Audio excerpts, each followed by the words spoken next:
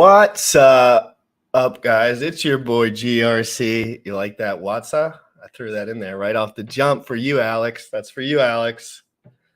With the what's up right on the beginning, guys, because I think it's the last day. I think since this is a crypto show and I'm your boy GRC, I'm going to tell you breaking news. You got to get some watts of NFTs. It's the last day, baby. You know, oh, wait, hold on. Is that over? Ooh, I hope that's not over. I could have just FOMO'd someone so hard. I should double check myself. Anyway, yes, tonight, 8 p.m. EST. Thank you so much, Bullish, in the chat. Guys, we're talking about potential nuclear balls full of currency and Costa sweet nectar into the future with that time lock, not time lock, with that limited time offer. What do we know about limited time offers? It creates that tension, doesn't it? Because what am I doing right now? The same thing other people are thinking. Nobody asked me to think about this stuff. Alex programmed this. And now I'm thinking, oh shit, this is the last day on this physical earth that I can do this. I better spend my money. I better spend some money real quick today. Hey, that's good for everyone who's making a project to think about, you know, how to get men, grown-ass men, to think about putting money into that contract. Why? Because there's premium. There's a premium, but not many people know about it. I just think it's so interesting. Like, it's just, golly, I cannot stop thinking about this shit. And it's what motivates me every day. It's like, am I psychotic? No, crypto's just lit. Like, every day, like, I'm like, am I crazy? Am I crazy for doing this? And it's like, no, this is the real deal. I'm so excited. We got Corey effing Costa in the building. He has been going hard, punching out of his weight class. He's punching in 3 different weight classes right now.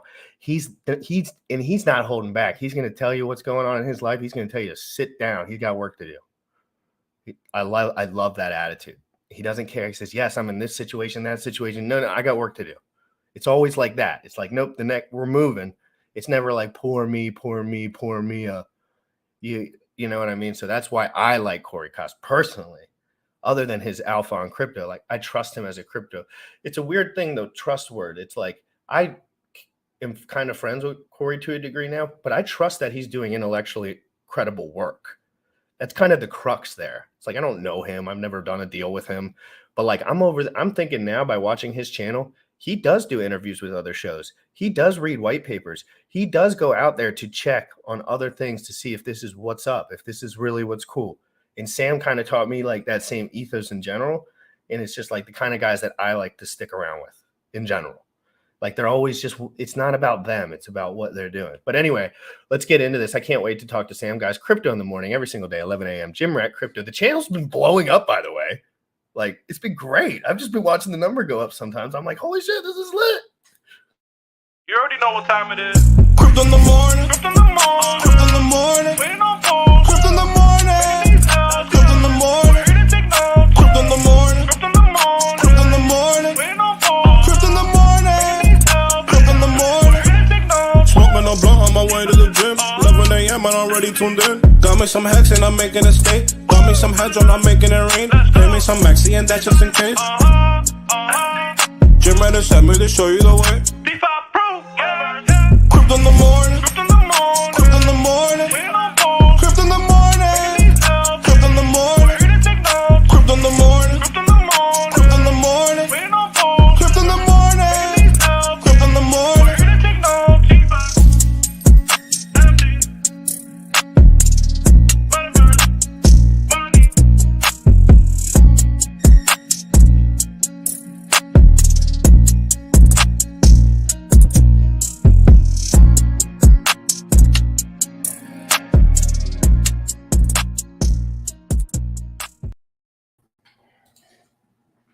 What I got here, I got some pre-workout. I didn't have any teammate this morning, so I had some pre-workout in here. This is my own pre-workout, and I'm getting stoked.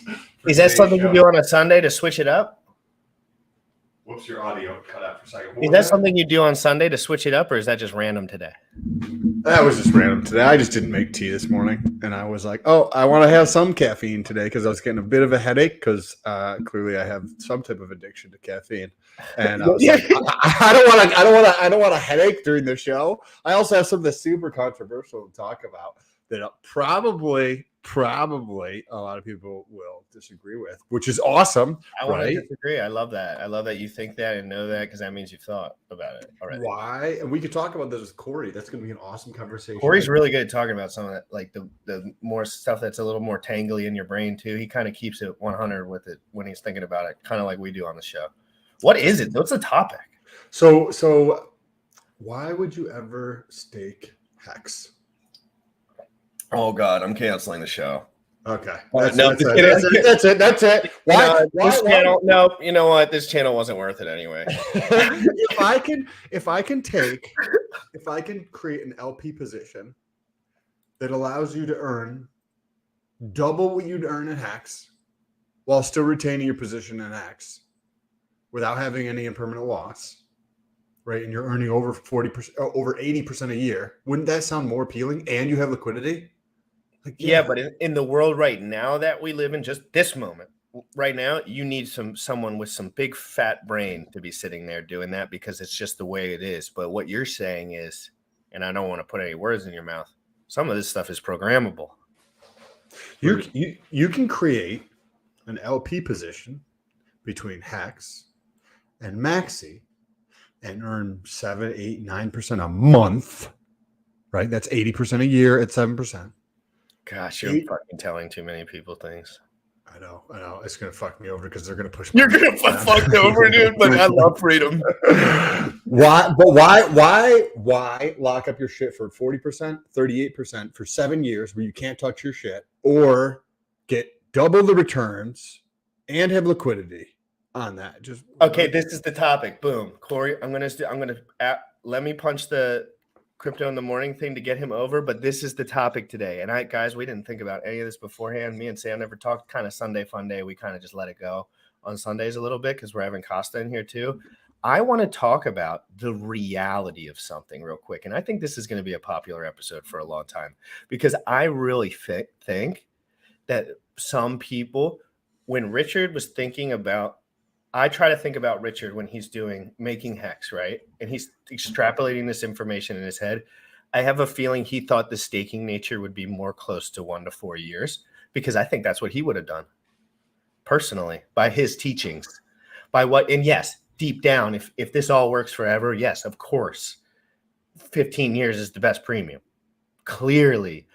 But there's a premium on being alive too, in your heart beating every single day. And it doesn't happen for everyone for 15 years at a time. I know people that pass away all the time, stuff like this, Sam. So it's more of like, do you need money now? But then what we see happens is it puts you in a position, smart contract pressure. You have these inflated numbers on the internet, but you can't use a lot of them.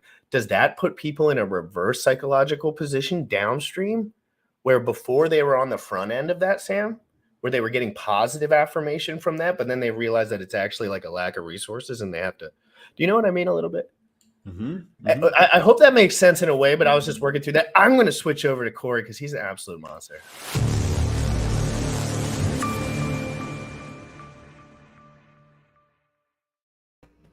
Corey? What's good? Corey's like, what did I just get myself? No. That's not a controversial topic at all, man. I'll be honest with you. First of all, I want to say thank you so much for the benevolent intro. I was trying to say thank you in the backstage, but I didn't want to distract you guys. But That's thank just you very right much. from here, man. I know it's not, that's just what I feel. Thank you very much for the generous opening. It's very kind of you. I love your guys' channel too. You guys give and drop alpha all the time. Guys, if you're not subscribed to Jim Rat Crypto and Sam Stoltz channel, please Get it. Please do and it. Corey's too. So Yeah, Corey's, Corey's. we'll drop that in the chat there. So you guys can check out Corey's channel. Any algorithm that I get pumped in, I'm making sure Corey Costa gets pumped in. Thank you. I don't give a shit. Like if this rocket ends up going or his rocket ends up going, I'm taking him with me because the honest content, I can't get enough. Thank you. Because I think it's rare and scarce. I'm starting to think honest content is almost the most scarce resource. It is the most scarce resource. Being involved in crypto since 2017, I will tell you personally from experience that, and you guys know this too, and I'm sure many people in the chat know this, that thank you guys, that the majority of crypto furus they utilize people's cognitive euphoria during bull markets to utilize them as exit liquidity, and then they manipulate them in bear markets, or they disappear. Now, I'm not going to name any names because I don't want to put your channel on blast, but there's a lot of fools out there that I just cannot stomach. Yeah, Personally. well, no, you can. Yeah. Hey, if there's As far as somebody, people's names, yeah, I don't want people to feel offended. And of course, I believe what Corey is saying is completely accurate. But he is a very kind man too. Let's get it. And we don't have to call anyone or make anyone feel uncomfortable. No, But absolutely I think not. in finance, it's just fair to say for all of us grown men that are sitting right here and everyone watching, there's a lot of bad sharks that don't care. Yes, if you there go to are. zero, buddy. There None of them care if you go to zero, except for like the 20 guys that trick themselves into thinking morality is real. It's a very subjective topic, and that's the issue with morality. When you look at it from either a relativist or a skeptic standpoint, which is actually comes from a Socrates theory of moral subjectivity or moral relativism versus moral skepticism, which is basically, is morality existent, or is morality relative based on the culture you are in? And you look at moralistic virtue really non-existent when survival is concerned, because I think that good and evil are, when you look at morality, are more ingrained in civilization because we're able to cognitively think about good and evil. When you're thinking about your next meal, or if the lion next to you is going to eat you, you really don't have time to think about what's good and what's evil. So, and when I equate that now to more of a more modern sense, bear markets for a perfect example. When you look at bear markets, you see people's tribalistic survival instincts come into play. They become very indignant. They become very belligerent. They become vindictive. They become very angry because this survival is synonymous with the monetary bags that they hold. And I've seen this in the bear market of 2018.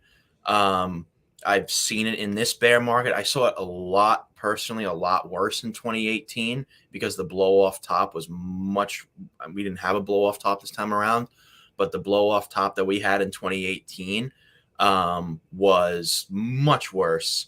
And I started seeing that as well. And then the state started coming in, and it was pretty terrifying to see. But, this is where we look at things from a perspective that you got to be careful out there. You got to be careful who you trust. You got to be careful who you.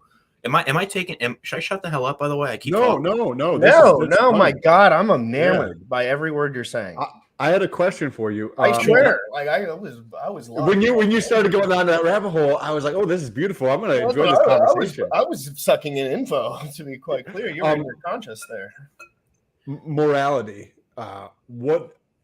Just on the topic, we're definitely going to get into crypto. We're going to get into like. I'm gonna cut you off in 1 minute and intro Corey, but go ahead. Morality. To have like a conversation around things, defining the vernacular, the words that we're using, so that we're all on the same page, I think is a fruitful exercise, because that's where you get so many people butting heads, is because you say words, I say words, they're different fucking words, and we don't know what the other person's words mean, right? Absolutely. It's like you speaking Spanish and I'm fucking speaking English, and there's no connection there because we don't understand each other.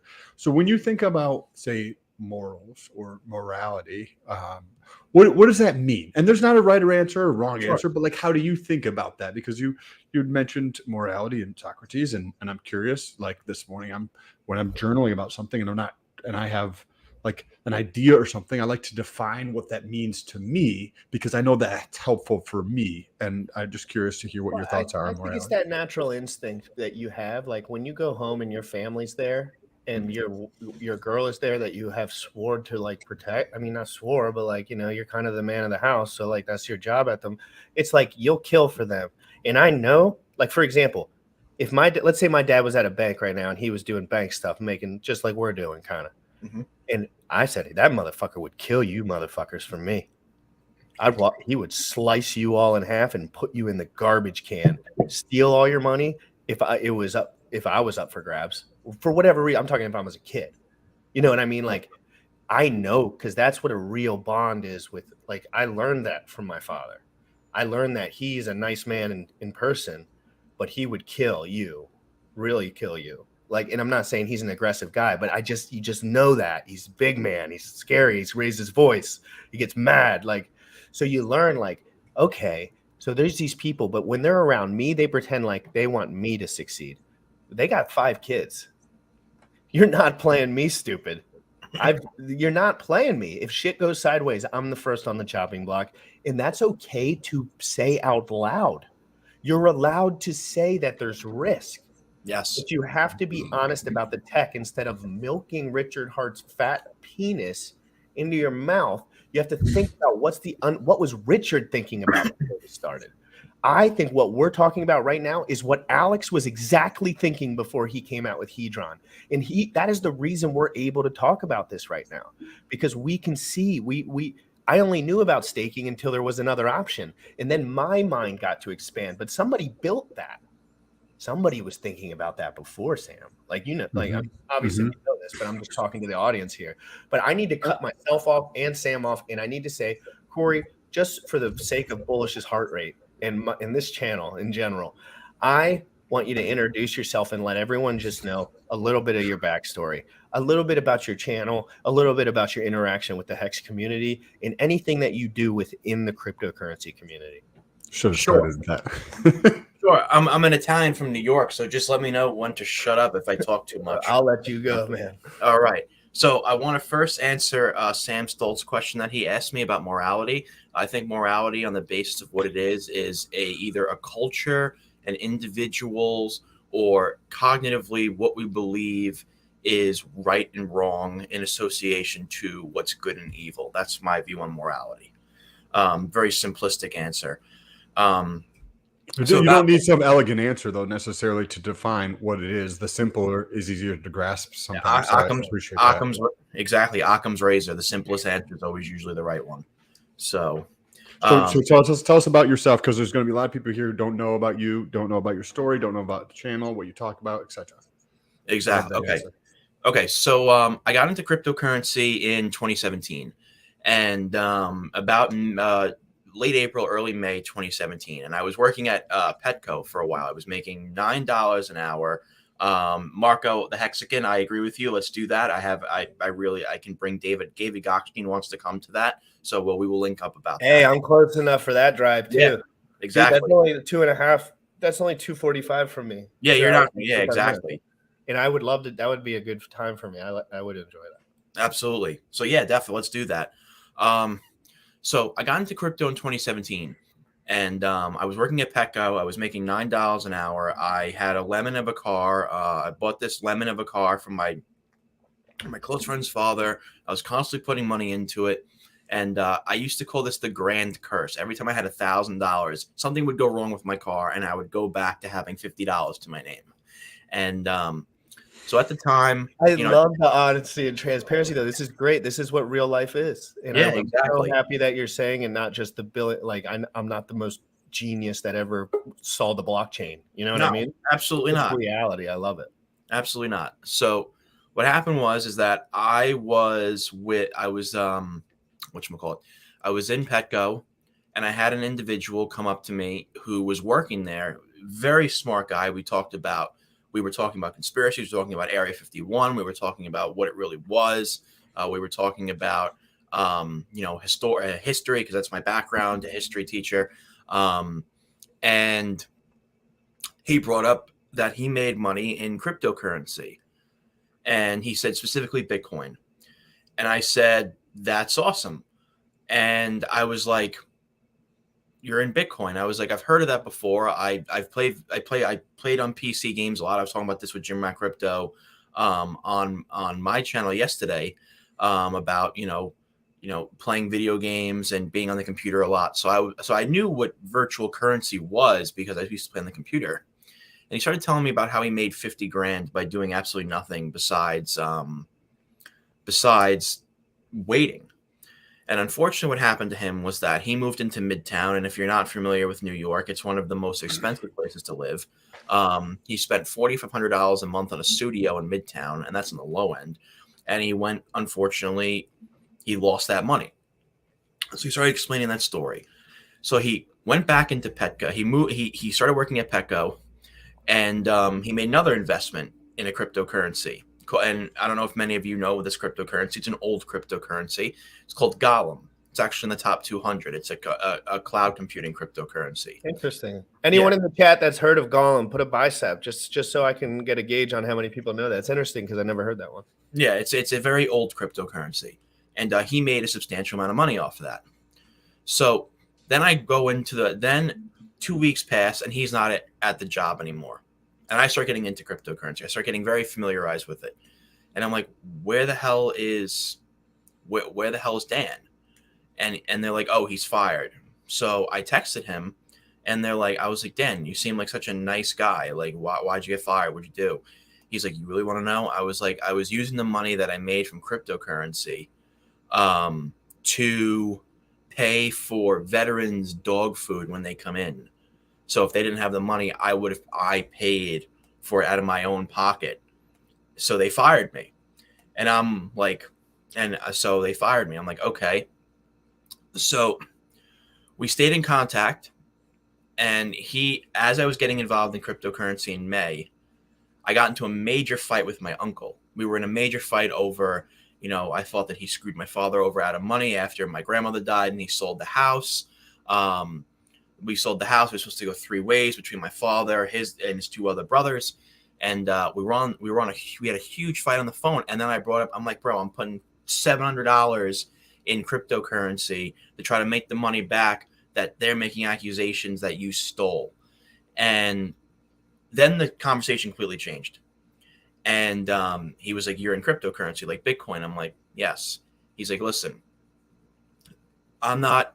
He's like, I didn't do that. And we started talking about it. And I knew that he didn't end up stealing the money. He's like, but listen, I'm going to try to give you, a chance to, make some money for yourself. So he sent me a check for $2,000 to invest. So I'm still at Petco at this time. So he gave me $2,000. At the same time, I'm having this other guy, Dan. An angel from the gods. Yeah. So you're just a nice guy. I mean, like, wow, what a creative way to get a man inspired. Yeah, exactly. So my friend Dan, who was fired at the time, was now like mentoring me and telling me how to send stuff from one exchange to another, and what a cryptocurrency is, what API keys are, what smart contracts are, what peer-to-peer networks are, stuff like that. And this was my aha moment. It was actually very similar to Fashion Coder's aha moment. We both did the same thing, basically. So I put $2,000 in. And at this time also, for the first time, I was able to save money. So at this time, I had about $9,000 to my name, plus that $2,000. And this was from working Petco part-time. It goes to show you how frugal I am. I still live at home after cashing out in May 2021. I sleep on a twin-size bed at 260 pounds, for Christ's sake. So I put the $2,000 in when Ethereum was $80. And 4 days later, now, if you use Coinbase, you're well acquainted with the idea that if you buy a cryptocurrency with your bank account, you are at the mercy of the market. So if you bought Ethereum at $100 and you put $2,000 in, if it goes down to $1, you're getting the Ethereum at the amount that you got, that it's at when you get that money. So what happened was that $2,000, Ethereum doubled. It went from 80. So you're talking about just for my own clarity on that. Sure. You're talking about the clearing, right? So if you're putting it on a credit card and it takes 24 hours to clear, but during that 24-hour period of time, it was $100 when you're like, hey, I'm going to buy 100 shares of this thing, which would be $1,000, or 20 shares of this thing, or whatever the case is. Then you wait 24 hours for that shit to clear, and now the price is $2. You're like, oh shit, I bought 20 shares and now it's $2, and I have $26 versus the $2,000 I just had. Yes. Okay. So you purchase this and you put the $2,000 in, and then that's how I interrupted you. No, it's okay. So it was $80, and then 3 days later, I go to Six Flags with a few friends in Jersey, and as I'm coming home at night, the Ethereum goes to $140. So for a guy like me, who was working 25 hours a week while going to college full time, making $300 a week, seeing a portfolio go from $2,000 to about $3,600 in 3 days, I was like, wow, okay. Well, you extrapolate. Well, for everyone in the audience, this is important because people don't actually do calculations properly in their mind, but Corey Costa does.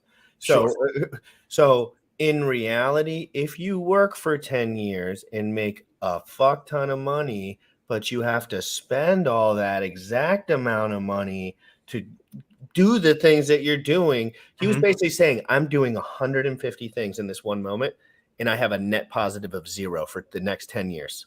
And that's what I'm signing up for. This dude just put money online, made all my problems go away with 0 time and effort. And it's just premium. It's just no overhead. When this whole entire world has told me to take on nothing but overhead for the next fucking 15 years. And you were in the middle of it and it woke you up. You were almost like, there's abundance out there and I'm playing stupid games. Exactly. And so what ended up happening was that I was like, this is the real deal. This is something that I can actually make money off of by doing nothing. Thank you, Fashion, by the way. Doing absolutely nothing besides, sitting on my ass and learning about this product, learning about these different cryptocurrencies. So for 6 months, I had an individual, that guy Dan, teach me about how to send money from exchange, how to sign up and stuff like that. And I went into so many different projects, so many, at least 100. And at least 100, not even kidding you. So that's balls deep. Yeah. So what happens is that the $9,000 that I had, my friend says to me, he's like, you know what, Corey, you're not really about cryptocurrency. You only put your uncle's money in. He's like, you're a bullshit artist. He was like, you're putting you didn't do anything. You don't have any skin. Hey, he called your bluff, and you're like, he did. Damn. He did. You're like almost intellectual bluff. You're like, do I really believe in this? Do I really? He did. He did. But that was so many guys in your story that kind of poked at you a little bit. Yes. Put you in the right direction. Exactly. So interesting. So 2 weeks later, $9,000 turned into $300 again. My mom's like, Corey, what the hell are you doing? You had $10,000 to your name. Why do you have $10,000? I'm like, well. So you put it. So you put in your 9,000 crashes. Now it's worth $300. I put in no. So I put in my $9,000 plus the $2,000, and now I have $300 total in my bank. And you have to face your mother. Yes. And you're just like, damn it, mother, I failed this one. So how much is the crypto worth during this time, or does she not know about it? Sure. No. This is where it gets fun. So my friend Dan moves to Ohio. I never speak. I hear one thing about him before he moves. He moves to Ohio and builds a house with the money he made from Gollum.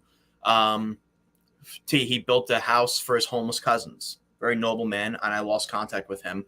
And for me, so I went into a couple of coins that I'm sure many of you in here will know about. And this is the first time I see you typing. This is the first time I've actually shared this entire story. This is an incredible story, and I think you're just a great storyteller as well. I was thinking the same thing, Corey. We've talked to a lot of people, but doing this for 200 days, and your ability to tell your story is at the top tier of like all the people that we've talked to. But do you see why? And I want Corey to know this because like me and Corey have stuff in common, stuff not in common. It had never had anything to do with that. I could see right into his soul when he was speaking. Because he was being 100% transparent in the moment. You gotta be. He was being 100. And he knew because I put that pressure on myself. And I know what it feels like. It's a lot of pressure sometimes. Sometimes I want to be a fucking bluff artist, dude. You don't think I could flex my muscles and be cute for y'all and bullshit fluff you? But no, we're talking about hedron. We're talking about premium. I'm trying to take risks with my thought. Exactly. Really think about what I'm thinking about, not what someone else is fucking milking into my mouth. And I will never bow down to that. And I could smell it all over you. Like I could smell it. And we all have problems and blind spots, but it wasn't about that. When you're on camera, when you're working, you were being honest. And I could feel it. And it's almost like a part of me. And it's like, I want to find more of people. And it's like a radar. Sam sees me all the time. I'm going around looking. What am I looking for? I don't even know. I'm like a scout agent, but for friendship. Like it's serious because I just want to make connections with guys that are thinking the same way I am. because I'm like, man, it's a really powerful way to feel. And you're not afraid to make a mistake and look your mother in the face and say, I messed this one up. Yeah, and what makes it even worse is and then that keep your story going. Keep your story no, going. this makes it even worse. And it's funny you say you're looking your mother in the face. So this is what happens. So this was around September, October. Market starts going down. You get ready for the Bitcoin Cash fork, and this is right before that really amazing uptrend. So this at the time, my portfolio is around $10,000, not really moving sideways. So November comes. And late October, November comes, and my friend and I find this coin called Bitcoins, which became Ethos, which is now Voyager, which Voyager just went bankrupt. So Bitcoins was supposed to be the universal wallet. You're supposed to be able to put all your coins into your mobile phone, learn about every single cryptocurrency. It was a very interesting project at the time because nothing was created like that. So we had about 8,000 of these coins apiece. And I was also a very, very big person in Substratum, another coin that was supposed to break down the firewall of China. And so I had about 8,000 8,000 coins of Bitcoins at the time. And then it rebranded to Ethos. And I had Substratum, and I had about 20,000 of them. I had a little bit of Quant Stamp at the time. But my major portfolio was Bitcoins and Substratum. So, yes, I know, and that's Superman loved that coin Ethos. That's where I got it from, actually. I was in his mastermind group. So before he blocked me, and now he's blocked me on Twitter. So fast forward to December, when the market is really getting overheated. My portfolio goes from 10,000 to 20,000 to 30,000. 40,000, 50,000, 60,000. Every week it's 10K, 70,000. And then it stops. I'm at my dad's house. I'm watching Dunkirk with him, and my portfolio is at 72,000. I go to take a piss during the movie.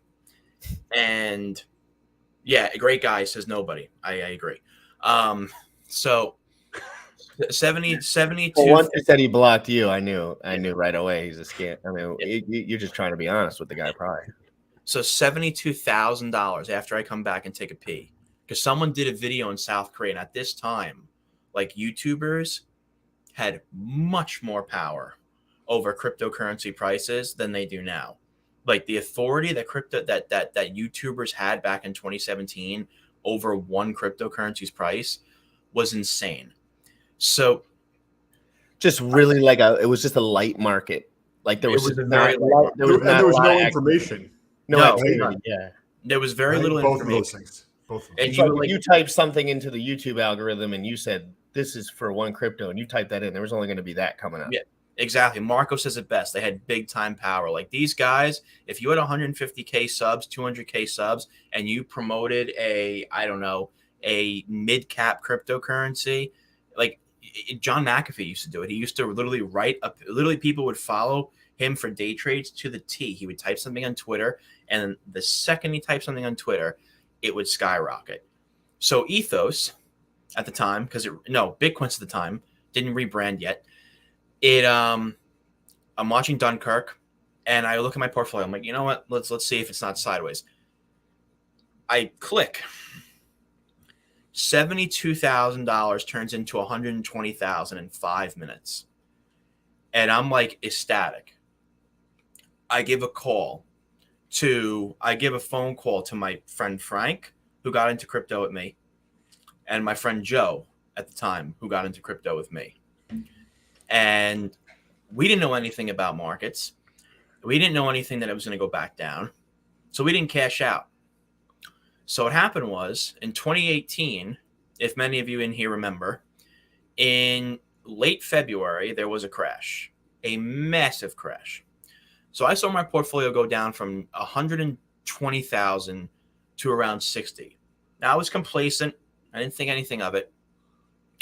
And then I started going to 30,000. But you see that you started to learn, though, that 50% drop did not ruin your life. You started to see that it was a game and that you just needed to stay put a little bit longer and learn what was going on, because you were kind of like watching Dunkirk, right? Like you were It's not like you were like, you had a job, you were doing shit, but you were saying, hold on, before I shit my pants over 60 grand, my life's not over. 60 grand, hold on. Some people would say, you said I bought a piece of shit car and was working at Petco. 60 grand's a lot, but you weren't thinking about you at the moment. You were thinking about what was going on. So you detached yourself from it. I love But that. it gets worse. Yeah, but keep going because you probably learned about not taking profits too. But it gets worse. Yes. So, okay. I'd use the bathroom, but I can hear you. So, okay. So you have this small bear rally trend now. At the moment, I'm at $20,000 in March and April. And at this time, there was a small uptrend because of two things. One, Bitcoin was declared halal in the Muslim world, which if you don't know what that means, halal means permitted in the Muslim world. So it was declared halal. Then you had in May of 2018, I forgot what committee it was. It was a committee in the United States government that said basically instead of it being negative, which everyone thought it was going to be, people came out and said, this is a positive. We want to embrace this technology. We want to see this technology work. So Bitcoin went up to 10K. My portfolio went up to 55,000. Still didn't sell. So started seeing it go back down. And then late 2018, I started mid to late 2018. I started simultaneously working in this space. And then also at the same time, my portfolio collapsed and it went down to like 10,000. And at its lowest in 2019, it was 1,300. So I started working. And at the same time, I went into like this agoraphobic shock. So I have a predisposition for anxiety and panic. It runs in my family. So I couldn't leave the house. The only time I was able to leave the house was because of, was for school. Somehow I was able to graduate with a perfect score. Don't ask me how during this time. I gained like 50 pounds in under 3 months. I didn't take exercising seriously anymore. And I was completely depressed and had to go on basically like borderline disability because of the mental illness that happened. So after that happens, 2018 comes around and I'm like now a gambling addict. I got $150 to my name and I'm literally investing everything I have into it every week. So I'm like, I have to find a way to invest in this market without investing in this market. So what I did is I found a job in this market. I was a Telegram administrator and I was Telegram administrator and I was a writer. And I used what I learned how to write in college. So I was a writer. So I was making $700 a month doing that. And I was using that money to invest in cryptocurrency. So then I wrote an article about another cryptocurrency called Icon, a very popular cryptocurrency in 2017, late 2017, 2018. If many of you remember, Icon was very popular. And I became one of their main community ambassadors. And I became one of their main validators. So I literally started making money off of that. And I was also working for this other company. So this is around 2019. And this is when I started getting into the YouTube game. I was like, you know what? I have to start making a YouTube channel because I want to bring this community together. And the only way to do that, it seems like, is YouTube. So I started YouTube in 2019. Very small channel. Didn't have much subscribers at all. So I started promoting so much for this protocol called Icon. And I was literally interviewing. If you go on my channel, I've interviewed some of the most prominent people in the space. CryptoLark, interviewed him. Ian Bellina, interviewed him. Joe Blackburn, if you're on Facebook, the founder of Crypto Coin Trader, which is the largest Facebook crypto group, if it's still around, I'm not on Facebook anymore, interviewed him. Ian Bellina, interviewed him. The founder of Solana, Anton, interviewed him. Blockchain Brad, interviewed him. I've interviewed all these guys. So I've made connections in this space while I was working with Icon. That's how I actually met David Gokhshtein. He was looking for someone to interview about Icon, and I was the one to basically be the face, and I interviewed him. That's how I became friends with David. And he's also a New Yorker. So fast forward to 2020, and I started actually getting back on my feet, got my bachelor's, getting ready to go into my master's program. And now I'm making a decent income off of cryptocurrency from the 2 jobs that I'm working in, 3 jobs. So 2020 comes around. I start stacking, from working in cryptocurrency. And then 2021 rolls around and the bull market starts. And I'm working for a cryptocurrency company called Icon now. I was working for a company called Charter up until mid to late 2020. And then I started getting into a cryptocurrency called Argo, which I still work for. So now, and I was also working for Gokhshtein Media, which is David Gokhshtein's media company. So 2021 rolls around, bull market starts. 10 grand turns into 50 grand, turns into whatever it was. So I call my friend up, and this is May. This was 5 days before the first crash in this bull market, when Bitcoin went down to 28K in May. So I called up my friend, and I'm like, listen, like, my favorite quote in this space, and I forgot who it was from. I forgot who it was from. It was on a guy on Twitter. He said, "You learn 2 things in cryptocurrency in your first first 2 bull cycles. The first bull cycle is to learn. The second one is to capitalize." So, moral of the story: Corey had 20 jobs. Yes, he did, and I was student teaching, and I was somehow able to graduate at the top of my class. Don't know how I did it. And you decided as a man to stay emotionally fit and not be a poor little sour bitch. Like, and I'm not saying you didn't have your worst moments. Like, Oh no, it was bad. No, I know, but I'm saying you decided, it sounds like, at some point, to keep a smile on your face, even though life sucked a big fat load of shit. Yes, it did. But you decided, you said, this is not a crybaby game. Nobody's going to save Corey Costa. No, absolutely not. So, and you knew this. And so that's why this is a great story too, guys, because remember, this is a man that was fighting at the time. He was fighting for one, what he believed in, and 2, to stay out of the mindset of everyone who's poor. Like, he was like trying not to get stuck in this loop. And I'm just talking out of my ass from the shit that I see, is like, no, you're right. You were trying to not waste your entire life, and you were very concerned about that as well. You're right. And at the same time, at that time, my father got kicked out of his apartment. He got kicked out of his apartment. And he was homeless for around 4 months. And also at the same time, he was homeless for 4 months. And I never came from a family of wealth. So I was like, I have to do this. So 2021 rolls around. A lot of pressure. Yeah. So my dad, I'm trying to graduate college. I'm student teaching at the same time while I'm working. In student teaching, you're working 40 hours a week, plus doing school work, plus doing work in cryptocurrency, and then trying to manage a portfolio and panic disorder. It was not fun. So I can imagine. It sounds exhausting. It was horrible. So Sam, you gone through similar stuff in your life, as far as like times where you were working overtime with nobody thanking you. Certainly, I was working 3 jobs. I want to know about give a little back to the people because not everyone. There's 130 in here now.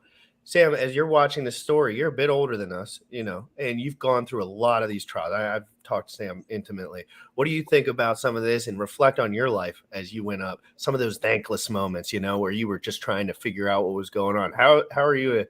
Interpreting some of this info. This is a beautiful story, Corey. First of all, thank you. Second of all, as you're telling this story, there's so many parallels that I can draw to me and my journey, because I was in grad school and working 3 jobs and trying to figure shit out. And then also on the front of investing, I knew investing was the solution. I knew that was the answer. But if you don't invest and you're not familiar with investing, and that doesn't just mean crypto, it doesn't mean stocks necessarily. Absolutely. You got to invest into yourself. You got to invest into buy 3 houses, you're going to be in good shape. You got to invest into other people. Mm-hmm. And investing in businesses. You don't have to do all these things, but people think of investing as crypto, right? Which it is, and it should be for the vast majority of people watching. But you got to invest in so many different ways, and you don't know what the F you're doing. And I kept fucking up shit, and I've probably mentioned this when we did our interview 3 or 4, 5, 6 months ago. Yes, that was a while back. Yeah, Tesla. I missed, like you were in the market enough to see your portfolio go up and then come back down. And you're like, I'm not going to fuck this up again when I see the next bull market. Yep. I was too dense to even get into the market with Tesla. Otherwise it'd be multimillionaire today. And I saw it way before everybody else was going on. And I didn't even fucking put money the God for waiting to put you on the real spaceship. The Hedron moon ship. And it's an admirable story, and the reason why is because I can relate to it. Because come 2021, like I was so exhausted, and I'm like, okay, I call my friend up, and this is May at this time, and I'm like, listen, bro, I'm like, this market's gonna, and I just had a hunch, no trading, no TA, none of that, because I don't know how to trade, I don't know anything about TA, I just don't do it. So I called him. Good man. Yeah, so I called him up. I'm like, listen, Frank. I'm like, bro, we either are going to do one thing. We're either going to sell now, or we're going to do the same exact thing we did in 2018 and lose everything. I remember leaving my dad's house because at this time my dad found a girlfriend, was able to find a nice apartment, got back on his feet. And so I was like, I'm going home. I'm going to cash out. You want to stay in this market? You want to watch it collapse soon?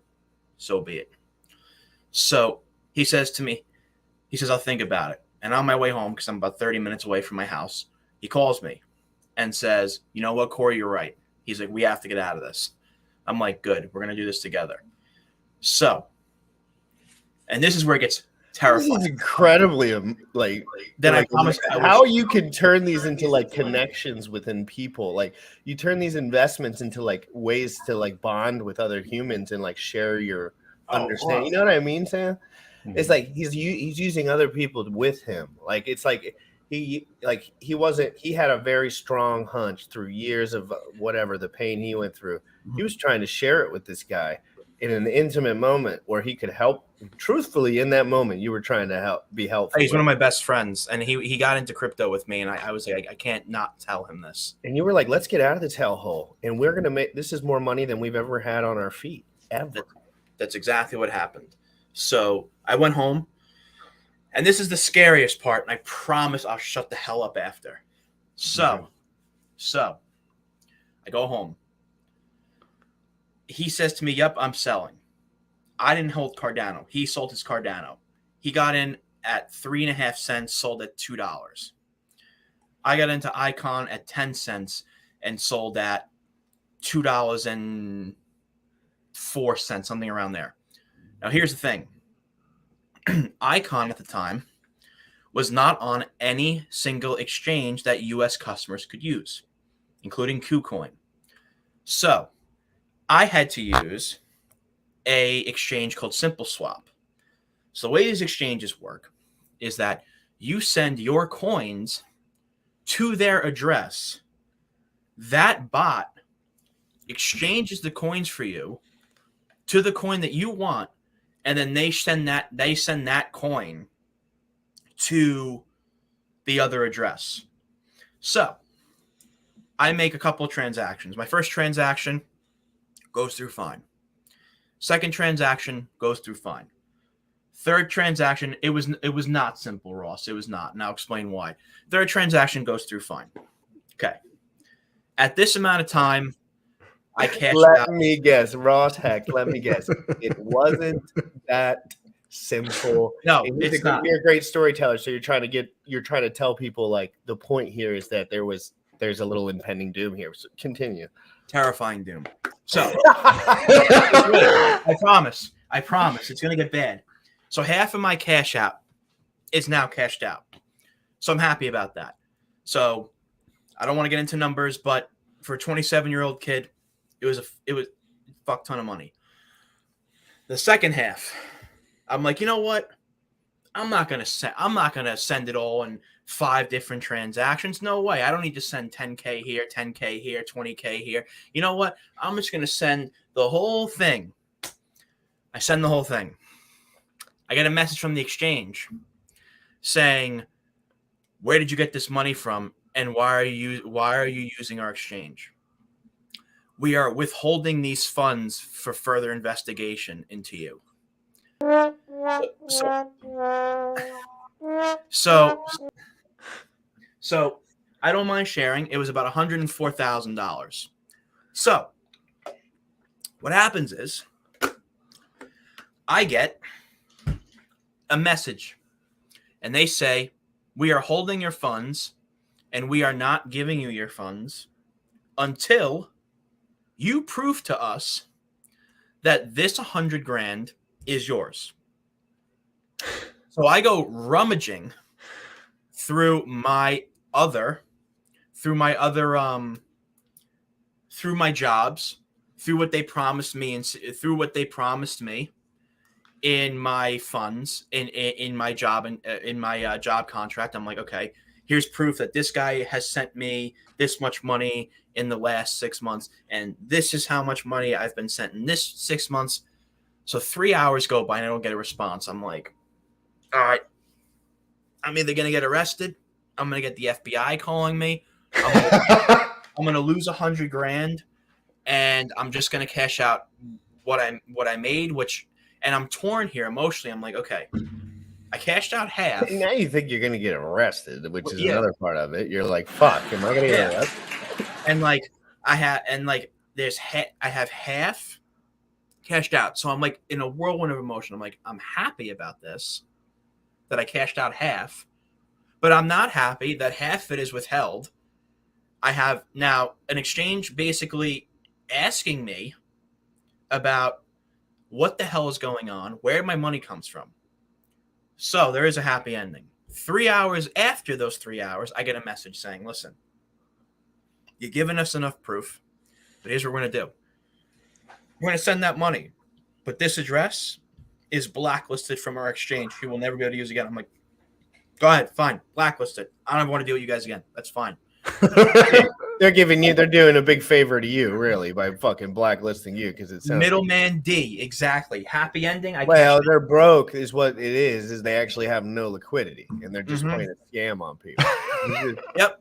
They have no liquidity. They're waiting for guys like you to do small transactions they can handle to milk you, and then the second you send a big one, they're going to say, hold up the phone. We don't actually have any money.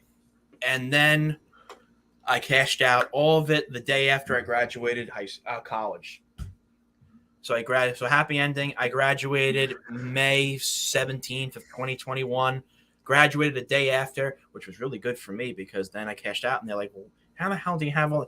How are you only paying this amount of student loans? Well, I only had $700 to my name up until the day after I graduated. So what an incredible story, Corey. This is awesome. Yes. Holding people's attention and the ability to tell your story in a fascinating, interesting way. Even with me and GRC interrupting you every couple minutes. No, it's okay. It's the only time I've ever shared my entire story. You should write your stories down. You're a good storyteller, man. Thank you. That's the first time I've ever shared it. Yep, and that's an amazing story, and it's a real story, and it took you 10 years to have that story to be true. And there's nothing in there that's fake. There's nothing in there that's not true. There's nothing in there that's not transparent. And that's why it's a great story. Everyone else's stories, it's filled with all these fuzzy little spots back there where I can't really, what was going on with you back then? Oh, no, I don't really talk about back then. Back when I wasn't perfect. Back when I didn't have I don't talk about the times when shit doesn't stink. All these guys wearing suits pretending like their shit doesn't stink.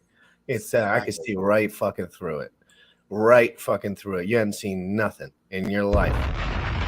And I'm just saying because I want more guys to just be transparent about where they're at.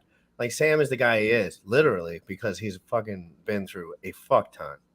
And it's same here. It's not because like I was a pussy 10 years ago, and then I went through hell, and I just accepted it. Like I just instead of being like fuck it, I'm just gonna be a pussy my whole life. I was like, fuck it. I'm just going to step up my whole life. Exactly. Basically what I did, I was just like you were saying, I think beforehand, or maybe it was during the show, but like you have that one premium as a man. You're like, am I going to go all the way or am I going to, because there is no middle ground in this world. You'll get stomped alive. It's exactly middle ground. It's true. And like people don't realize that is that like you need to be very, very, especially in crypto, it teaches you vigilance. It teaches you necessary paranoia. It teaches you leadership. And that's also something I craved leadership. always wanted leadership since I was young, and that's something I connected with you with on our stream yesterday. You said you wanted leadership, so and I figured I'd bring it up today on your show. So at the time that I sold, actually this isn't bad, but this is a continue. This is the last chapter. So I sold, and the community who I sold from despised me because of it. So at this time, I am thinking to myself, I'm losing all my YouTube subscribers. I didn't have many to begin with, but my subscriber count, even from interviewing CryptoLark, the founder of Solana, Ian Bellina, the founder of Band Protocol, all these different protocols, and interviewing all these individuals, I only had 600 subs.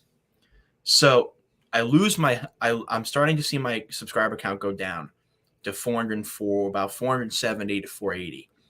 I'm like, you know what? I don't know what to do. So I have illiquid trades.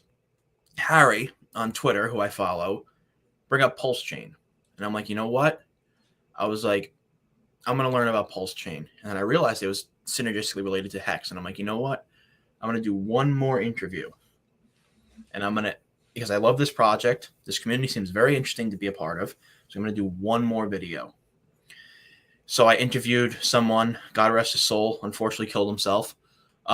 First person I interviewed in Pulse Chain. He hits me up. We do a video. More views than any other project I've ever interviewed. 4,000, almost 4,000 views in a week. And my subscriber counts goes from 480 to around 690 in fucking 3 days. And I'm like, okay, this is a unique community. I'm here to stay. And that leads me to where I am today, doing all these interviews. That's my story.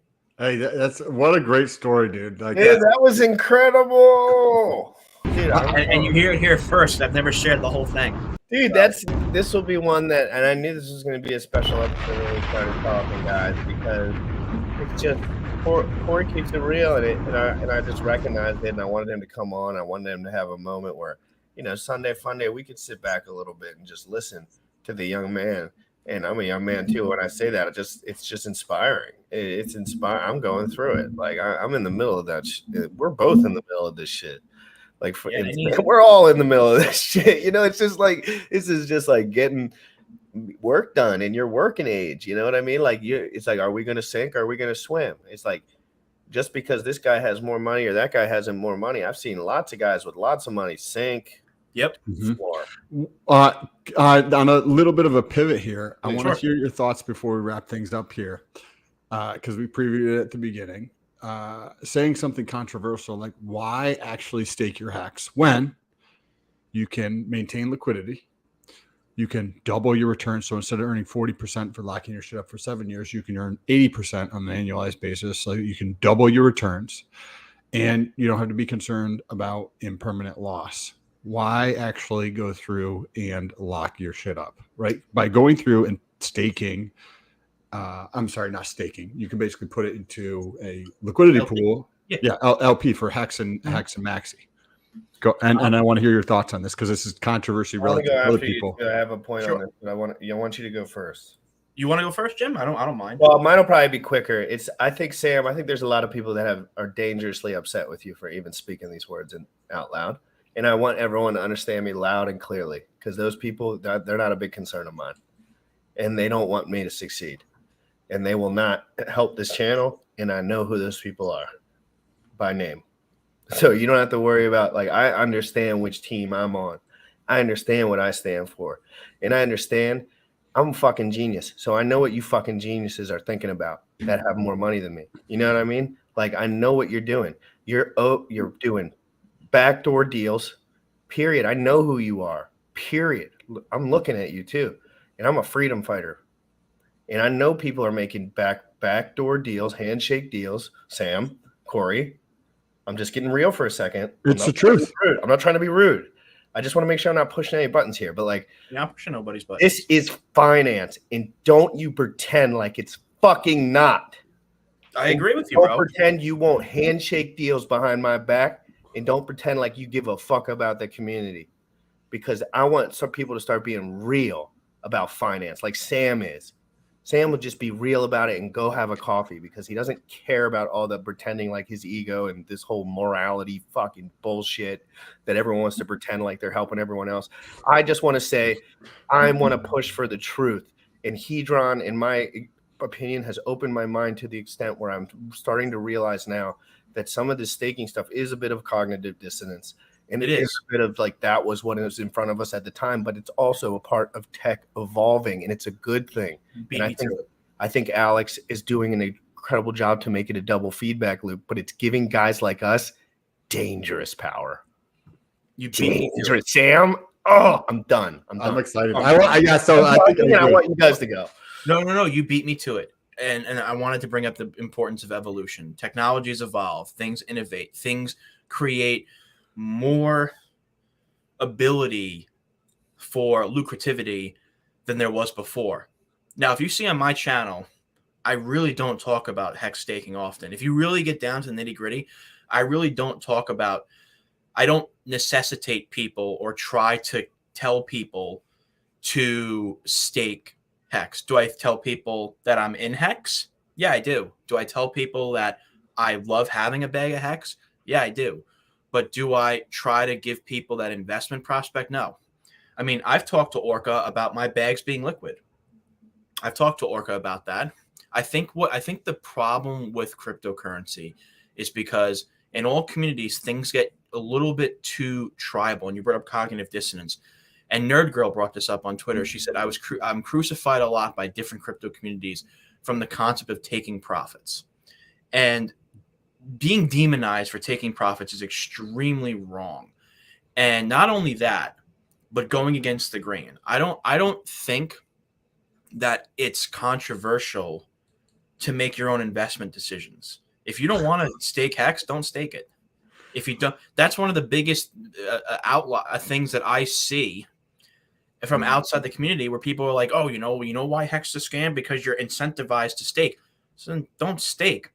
You're going to have returns by not staking. Yeah, exactly. You that's the point where it's like you have options to go into a liquidity pool and make more money and have liquid hex with Maxi. You have the option to stake if you want to. You have the option to stay liquid and not even involve yourself in either of them.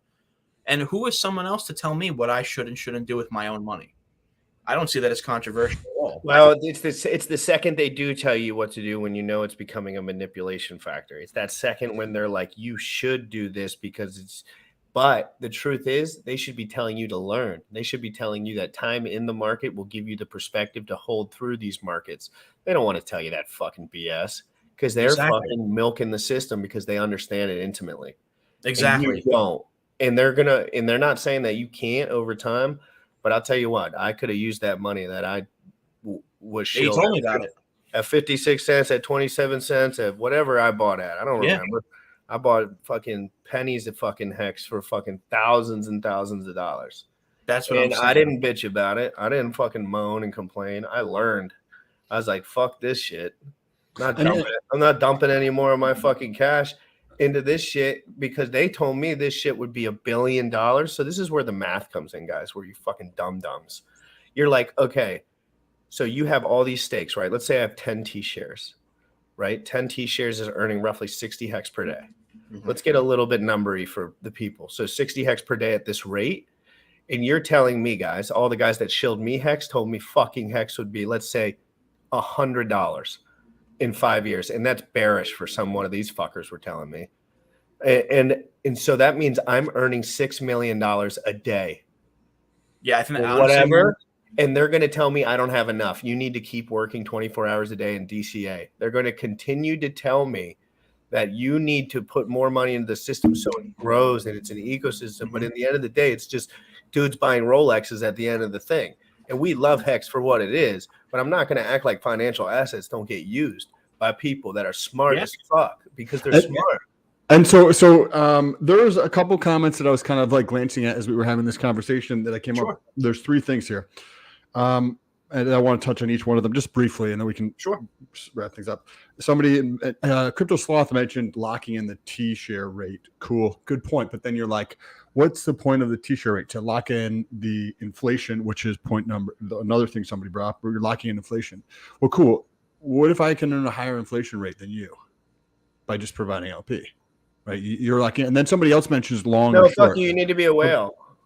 Somebody else mentions locking in ladder and long and short. As we talked about yesterday, Hedron makes it so that there's no point in doing a short-term ladder, in my opinion. Anymore. No, at the And it time doesn't there make any was, but sense. at this point, the premium would not be there now. It's going to keep pulling that 7-year average stake length out further and further through. Do you think that helps the hex price overall, floor That's a good wise? question. So I think it helps with the PR that Richard Hart does, because he can claim that it's something really, really special, and he can hopefully utilize that to increase adoption. And if the PR improves, and then because of PR that increases adoption, then price go up. Yes, I think that could be beneficial.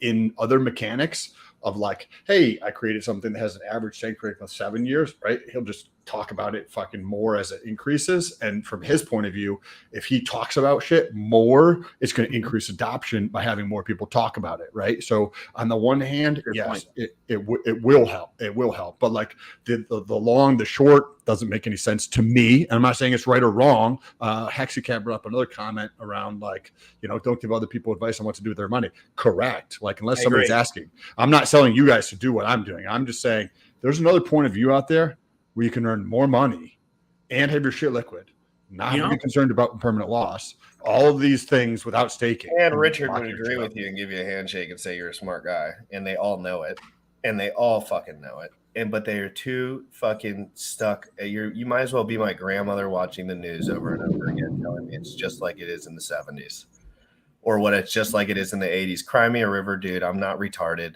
You cannot fucking play me with your little boomer fucking games. I've been watching it since dial-up, where my grandpa was sitting there telling me dial-up was the shit. And I said, why is that noise still ringing in my ear? I don't even know what that noise is. And he said, this is the way it should be. In the DVD player, I didn't have the DVD player. I was like, why? The DVD player seems way better than that. It comes on. There's no noises. It's amazing quality. But he just said, no, change is bad. No, change is different because I invested in this stuff back then. Right. And I'm not willing to do the work now. I'm getting too old, and I bought all the shit that was sold to me then, and I didn't critically think enough, and I was banking on one person instead of banking on myself. This is always a you at the end of the day. It's a you market. Hex saves you from yourself for a small portion of your bag that you want to protect for the future. That is going to have increment wealth. But what do people do? They overkill it. They try to make $1 billion in a fucking day. Yeah. And then they try to say that they're the genius, and then they try to tell everyone to do the exact same thing they did. And then they wonder why people think it's a fucking Ponzi scheme. But in reality, everything's a fucking Ponzi scheme. And the truth is, the guys at the top aren't telling you the truth. And it's not Richard. Richard's not the guy that I would be pointing at here, because this is a cryptocurrency, not really he's the founder of it. So he kind of steps off when it comes to that stuff. But the guys selling you the hardest are making the most money off of every move you fucking make. And they're 10 steps ahead of you, and they're light years ahead of you. And it takes years of studying to catch up. And once you know, it's an ugly reality. And I post this in the chat, but I want to say it just formally. Do you know how much infighting in this community would stop if people would stop telling other people what to do with their money? This is something that I've noticed, that you're demonized if you don't stake. You're demonized if you buy Hedron. You're demonized if you buy Maxi. You're demonized if you don't have a 5-5-5-5, or if I said 5 5s or 4, I don't know, stake. Like, guys. Or if you buy any other fucking crypto, talk about it. Yeah, I'm gonna be as nice as possible here and as professional as possible. You're not gonna fucking tell me what I'm gonna do with my money, and I don't care what label you want to give me. And if you want to look at me with dissent and disdain, or if you want to look at other streamers with dissent and disdain that are putting their heart into Hex and Pulse Chain and the Hex community, simply because they have a different investment strategy than you, and I'm not talking about anybody specifically. I'm not. I want to make that completely clear. I'm just speaking in generalities, because I've seen this not just in this community, but every cryptocurrency community I've ever been in, that you do realize the only thing that you're doing is alienating people who are already in the community because they have a different monetary strategy than you. Why do you care? Honestly, they're not like honestly. Well, they don't have the foresight to realize that people with smaller bags have different perspective than them either. It's really disgusting. It's like, oh, I have $1 billion. I made it in 2 years. Just DCA all your money, do the exact same thing, and your gains will be a little bit less. And I understand that is the reality, but they don't want to tell you that. They just want to tell you you're going to have infinite money forever. But the truth is, we're going to have way more infinite money than you forever. And if this works, we're always the guys that stay up there and keep talking about it. They're just going to be richer and richer, richer. And I'm cool with that if it's the right people. But what does the internet do? The internet needs warriors like me to take motherfuckers out. Period. Like I come in, you know why guys stop tweeting when I come at them? Because there's nothing that they could say back. Because I've been 100% honest since the day I came on this bitch, and I had said everything about since the day I got arrested for the first time when I was 18 years old, and I told everyone all the way up from that story, and that's it. It was my story. Like it was just my story. I couldn't say it any different. But. Comments. No, that's good. Corey, do you have any final thoughts here you want to tell us where people can find you? I know we talked about your YouTube channel, like Twitter. If you sure, you can find me on Twitter at Corey Costa at Corey Costa 123. You can find me on YouTube, Corey Costa's Crypto Coins. And I just want to give a shout out again, like guys, like what I just said is not attacking anybody on what they say or what they think you should do. What I think though is that everyone should be in charge of their own financial destiny. They can take advice from other people. They could take you can take advice from other people. You could take viewpoints from other people. But I think it's very important for people to make their own financial destiny decisions, whether that be staking, whether that not be staking, that whether they go with Maxi or they go with Hedron. I don't think that it's one or the other, and I think that line that's being crossed is causing unnecessary dissent that doesn't need to happen. I just want people to realize everyone's in a different situation. Like some of us are trying to make it, and like it wouldn't it be open-minded and normal to think like there's guys in the ecosystem that are new, that are coming in, that have fresh capital, that are like hungry, and they're in a different situation. Like staking is just a tool. Like that's what I get confused with. It's like a tool. Why don't you use it like the way Richard kind of like teaches us to use it? And I think sometimes it gets a little overdriven, but it's just a tool at the end of the day. I would never tell anyone what to do with their money. And I've never told anyone ever, you need to buy Hex. I've never shook in anyone's hand and said, hey, this is your time to buy Hex. I never turned Richard Hart's thing into my business propositions. Exactly. And you should. It's all about education to me. It's about actually learning and giving people a chance, because that's what I'm going through. But I'm not going to sit here and watch a fucking bunch. It's just like, I just want everyone to be 100% transparent about where they're at. We're all trying our best and just trying to, like, I don't know what else to do. Like, I just want to try my best to give the right information. And I know that I'm doing a good job because all the information we're giving has really been solid so far. I haven't led anyone astray. I haven't led anyone down the right path. And everyone I've called out has been an absolute scam artist. Like literally like all the way. So I don't know, like, I'm not trying to push buttons. I'm not trying to be famous. I'm not trying to have my ego filled. But my girlfriend's extremely beautiful and she really likes me and she touches my body and makes me feel happy about myself. So I don't need to go fucking wherever to find whatever validation I need in my life. I feel like I have it. I feel like I already have that part where it's like, I feel okay like that. I feel like there's so many people struggling and not enough people telling them to learn how to not struggle. They're just telling them where to park their money and just be another fucking zombie. Yeah, and listen, like there is profit in staking. There is profit in going into Maximus. There is profit in Hedron. And the thing is that all these things can coexist together. And I think that the barriers that are created here are just unnecessary. And we are the most, unfortunately, controversial community in crypto, and everyone is against us. We don't need to be divided by these petty differences in what we do with our money. If you want to stake, God bless you, go do it. If you want to join a liquidity pool at Maxi, God bless you, go do it. You want to buy Hedron, God bless you, go do it.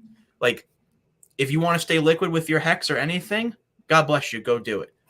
But even Richard says these things are good, and people are like, no, they're not good. And then I'm like, wait, there's your master right there. Like, that's your little bitch. Like he said it's good. Why are you still saying it's not good? It's like you don't even listen to the fucking leader. Like if you're in a cult, you're supposed to listen to the fucking leader at least. I swear to God, this guy is like through his words telling me like Uniswap is amazing and Hedron is extra amazing. And these are the greatest things that have ever been invented, but I can't say it because they're not my products. Like that's literally what I can read. What do we know about Richard? He sees premium. He sees mad gains. He sees truth. And I see that in Hedron. I think there's a better chance that Richard DCA's into Hedron than tries to slow that price down because he actually is smart and he actually knows how things move forward. And he's not a small-minded, follow the leader kind of guy. Well, we didn't even get to talk about Hedron, but Hedron, I'd like to hear your thoughts on that, Corey, too, before we get rid of everything. But on the Uniswap thing, what is something that you've probably heard Richard Hart say multiple times? There's 3 ways to build wealth, right? Or 3 people who get rich: founders, holders, and what was the third one again? I don't remember. Exchanges. What are you effectively doing by providing LP? You are becoming an exchange. Exactly. Yes. If you think that Richard Hart's special, you fucking believe the fucking words that he spews out of his mouth, LP is what he's saying in those words. I listened to him for 2 hours straight tell me Uniswap was God mode. But he was the one who really, Hex was the thing that really made Uniswap what it is today. And then everyone told me that good point not to use it except for trading. And they're just like, but don't use it for like the whole decentralized, like no middlemen, absolute amazing technology, life-changing wealth off of parking your money. No. I don't want to learn. I want to listen. Remember, I'm talking to a bunch of listeners, not learners. I know what it's like because when given this information to Sam, he will find the right information. There's no human element for him. It's like, yeah, they're there, but like he's just going to find the information. So he comes back and reaffirms me that what I was feeling is correct because it's not easy by yourself when you're on an island thinking. You're like, I could be wrong here. But when Sam comes back and Bullish comes back and I could see the receipts, they're showing me these receipts. These are other men that have other finances, other incomes, and they're showing me these receipts. And I'm like, holy shit, this is the truth. And I swear to God, if Richard was talking out loud, this is like if he could say whatever he wants, he has a product. So like it changes the dynamic of his speech, in my opinion. But if he did not, and it was just free thinker, I think that he would really want to talk about how explosive Hedron's going to be with the potential for it to pull the Hex price up and how this is how ecosystems move. And if you know about NFTs and tokenized stakes, and Richard and Alex were thinking about this from the day Hex launched. All these guys are smart as shit. You know what I mean? So they were thinking about that tokenized technology. Guys like Crypto Kool-Aid were coming on here. They were saying we were trying to figure this stuff out 2 years ago, how to move these stakes, but nobody wants to listen to that micro detail. Look at what Funding Jim says. Like this is one thing. Like Funding Jim, I hold him to a very high regard.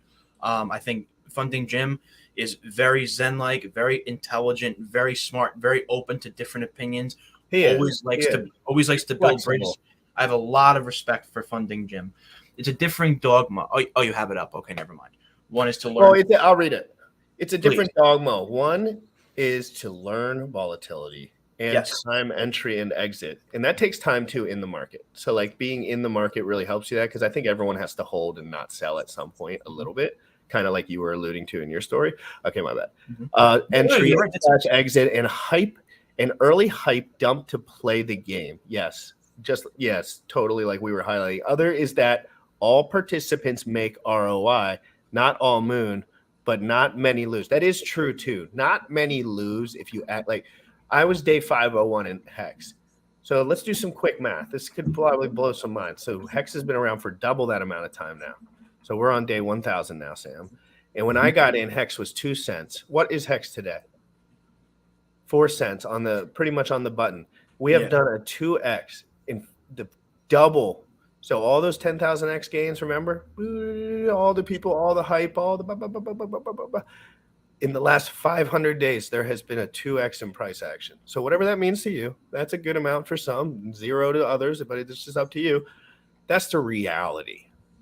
Like that's the reality when we're talking about liquid movement, bear market. That's where we're at. So it really, all these gains do become understandable to a degree when you understand, like, yeah, at the end of the day, there was 500 days went by in my life and I 2x'd. It kind of makes sense. Everything else was just a pump and dump, pretend, people playing on each other. But there's also like the stuff around Hedron where we know somebody in common who's had a 10x plus in Hedron in the last 40 days, right? Oh like, my God, my Hedron bags are disgusting. I don't even like to look at it because I'm afraid I'm going to move it and make a mistake, and I know that. good, But man. I know how light as a feather Hedron is. It is floating on literal air. There is not. People don't understand how many, like, what you got to watch the whole thing from like launch. Like, we were watching all this. I know how many people got their bags. I know how many people sold. I know how liquid the market is. And I'm just telling you, for where we're at now, basically for the guys that are new, all these free coins came out and all this liquid market was here. And everyone that was short-sighted about it sold. And then there were some of us who are in a different position in our lives where we say, I think there's opportunity here. I think there's opportunity below here, and I think we're oversold, and I think this is an exact B-share derivative, and I think it's going to moon. And it takes time to understand that information, and that time right there is the premium. I got in 6 zeros, boom, 3. I think I did $50 buys or something for like 3. I was just throwing money there because I thought it was oversold. I was like, this is good moon bag stuff, right? Like, I was just like, oh, oversold. It's a good play. And then you see the FUD on the other way up, and you're like, now it makes sense. This is how this works. This is just a fucking market bubble ignorance. And then you just see it. Like, if we go into price discovery, which, to be honest, we're a buy away, 2 buys away, 3 buys away of people that wake the fuck up, to be honest, in my opinion. Hey, it's like some of you guys with funds. I'm not a financial advisor, but if you're not in that position yet and you want to make a big boy move, you want to learn how to be a whale, like, it's crazy though, Sam. That's the kind of market volatility we're talking about. That's kind of the piece of the pie that is open to some of these financial guys that really have capital. I want to hear Corey's thoughts on Hedron real quick, and then we can wrap up. Longest episode in 2 weeks, by the way. It's a great sign. That's bullish. Sure. Costa. Thank you. Here's my view. I think Alex is a genius. I think Alex wrote a beautiful code. Alex made a product that complemented Hex. Alex created a community that complemented Hex. Created his own project that has its own utility while simultaneously creating creating more utility for Hex. I find immense value in Hedron. Do I hold any? I don't. But at the same time, I think the biggest issue with tribalism is that just because you don't hold something doesn't mean you can't like it, or it means you have to hate it. Like, I don't hold Hedron, but I see a bright future for Hedron. Just because I don't hold it doesn't mean I have to be, doesn't mean that I have to dislike it or like it. I mean, I think Hedron's a beautiful product. I think it gives more utility to Hex stakers. I don't see a problem in that by any means. The more people who build, the more people who build, the more people create value, the more people that come into this project. Yeah, but people want the price to just double and triple and quadruple. But once you get really nuanced with this, they know it's slowing it down. They know it's making their Hex stakes a little heavier. And it's a harsh reality to say in front of everyone. But it's like, the truth is, the addition to Hedron has no benefit to Hex stakers. I'm just going to say the words straight out. Hedron has benefit to the Hex community, the newer people that are in there, the younger people that are in there. It gives remember all that premium remember when I was digging through this information, I was saying, this doesn't make sense to me. All these rich guys are just milking these 10-day stakes. And I was looking at them and I said, could this just continue? And I was trying to extrapolate that information in my head. And then I realized Alex was already thinking about this a long time ago. And so he's extracting that premium, that thing that I was exactly looking for. He's saying, let's level the playing field. Let's go ahead and make this a different market, and make it a more flexible market, and make it a less the people at the top run the market kind of shit.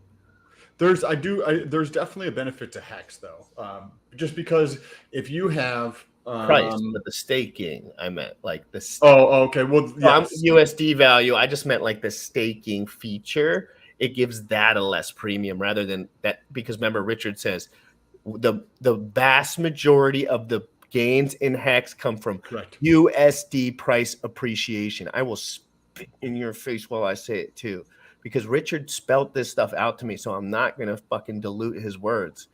It's the truth. He told you, he was telling you that all the staking feature does is protect you from yourself if you need protecting. If you need protecting. Corey has been through fucking 3 cycles. He gets it. He could snooze on a 90% dumper. That's why I bought. That's why I'm buying right now. Like that's why I bought Hex. That's why I bought Hex last night. Like that's why I keep buying Hex. Like my average price into Hex is 3 cents right now. Like I looked at my FTX and my average price in for Hex is 3 cents, and I'm going to continue to buy because I see value in Hex. And I do agree with Funding Jim this volatility narrative.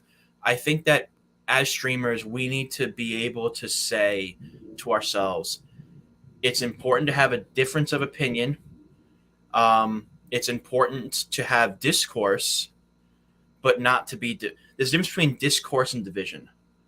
And I think that as streamers, it's our obligation to continue to create a model for the Hex and Hedron and Maximus or Pulse Chain community. The world. I just want to teach people about the truth about liquid markets. I just feel like they're all being lied to. I can't. I like all this mumbo jumbo about the community. I can't. I don't. And I know what you're saying comes from your heart and everyone's heart. But at the end of the day, like this is what's happening. People want the gains from low liquidity pumping, but they don't want to take ownership that there's no liquidity in the product. So they're going to backdoor deal. And they're going to do shit like that, and they're going to one up on you. This is about people manipulating a small liquid market, and it bubbles. And Richard's literally spelling out to you, this is how you become rich in this world. You literally ride a bubble. You make so much money on that bubble that you never have to work again, and you can start working on your life because the system's rigged, kid. And nobody wants to say it out loud. And but we also have to know that the system will never learn this. This is like a high intensity alpha. So it's not like everyone and their mother's going to be drinking their tea like, oh yeah, the system's rigged. It's like, nope, just us smart guys now. So we get to decide what to do with that information now. I can lie to you, or I can fucking just put my hand on my ears and fight for freedom, because that's pretty much what I'm doing at this point. I don't know what the fuck I'm doing, but I'm going. All I know is not financial advice. Personally, for me, I'm buying Hex. I have been buying Hex. That is my bag. My 2 bags that I have right now. Again, I love Hedron. I think it has a bright future. For those who are involved in Hedron, you guys are awesome. I've interviewed many people. I actually have Sloth coming on Monday to educate me about Hedron, because I will say humbly, I don't know much about Hedron besides what I've been taught initially. But personally, for me, my only bags right now are Hex and Phantom, and Pulse Chain and Pulse X, of course. But right now, the only bags that I have actually that are released, Hex and Phantom, and Hex is clearly my biggest bag. So yes, that's interesting. That's going to be Hex is my biggest bag too. I think that's definitely a true statement. Hex would be my largest bag holder, but that's just personally. I think well, if depending on how, I guess all that money's burnt technically. So really, Hedron is my biggest liquid bag, because technically all my stuff is burnt on a smart contract and just ratcheting. Well, depending on how far those rates are, but that's not the point. The point is there is utility in having liquid funds, and there's utility in having staked funds, and there's utility in having wrap stakes, and there's an utility in all of these things. So don't make yourself feel like, oh, I'm going to the Hex front end and this is exactly the thing for 15 years. And the next, no, just think this is a good move right now. I think this is a good move right now. I want to play this smart. I know that technology moves forward. I know that anything can happen. I know that China can make some fucking crazy news, and then next thing you know, we're all fucking saying we have monkeypox or whatever. I know that stuff can happen, but I'm hedging in this low liquidity market the right way. You know what I mean? I think personally, by not like going all in, providing LP, earning some of these yields from these things, but not going all in into that future speculative value, because that's where all that risk lies. So it's about staying in that risk profile while earning the funds and extracting. But nobody wants to be logical about it. They want to say something about morals. They want to say something about community. That's how religious people like just trick you into fucking sucking their dicks. Like it's literally like, and I'm trying to be frank, but like I want to cut. The community thing is cool. Who's paying me? When do I get gold star? When does somebody pat Jim Rat on the back and say, here's all your glory for, I don't give a fuck. I just want to make it. And right now, and the reason I'm here is because Hex is the best thing in the business. It's the safest. It's the most secure. No middlemen. That's why I'm here. I know why I'm here. Why are you here? Look yourself in the mirror. You ask why am I here? Because I'm here because I just think this tech is the coolest thing at the time, but I am not under the impression that there are not other men that are thinking. In Richard, like I bet if Richard could say whatever he wanted, your jaw on the fucking floor broken. And Sam knows that for certain. If you had a one-on-one conversation and a couple beers with Richard, our jaws would be on the floor because he would tell us about the fucking brutal scumbaggery that goes on behind the scenes that we probably haven't like seen directly in crypto. And it would shock us, but he's not going to tell everyone that because why? Because it would scare everyone. And it's like moonbags, like, haha, he's like their mom. Like my mom's not going to tell me that people get murdered on the street. She's just going to be like, everyone's nice. You know what I mean? Like, so anyway, that's not the point, guys. I truthfully am trying my best to wake up every day and do the right thing. And that's all I can say. I don't know. I'm not perfect. I fucking am crazy. I'm literally psychopath. Like, but I love my life. I tell you what, it's really a good time. I love getting better every single day. I love meeting guys like Corey. I love talking to them every single morning, and how they put up with me, I do not know. Let's wrap this thing up with some DeFi proof. Taking us I want to get that little. Appreciate you guys for tuning in today, tomorrow, and go check out your video, Corey's video tomorrow with Sloth as well. And we'll be I have a back stream here. in 20 minutes. Wait, so you're going? Wait, okay, hold on. Let's definitely make sure we get people to know that. So I'm going live in 20 minutes with Crypto Power Talk on my channel. So. I want every fucking human in this chat to at least stop by the channel, smash the like button, hit a comment in there, say what's up, throw a bicep up to show support. Thank you. Get that pumping so that they can have a really good episode. Thanks for letting me come by on your show, Jim Rat. Keep doing what you're doing. Sam Stoll, keep doing what you guys are doing. God bless. Thank you. Yeah, dude. Incredible. Thank you. Have a great day, guys. Amazing. Farming with my stables in the decks. I'm holding IRA and never flex. I'm sticking all this shit on Everest. And I'm balling ECF. Farming with my stables in the decks. I'm holding IRA and never flex. I'm sticking all this shit on Everest. You see, the problem was these epochs. Now I'm printing daily, man, who need that? I check my APR on BFAT. And the regulation printing big stacks. I simple swapped it for some BNB.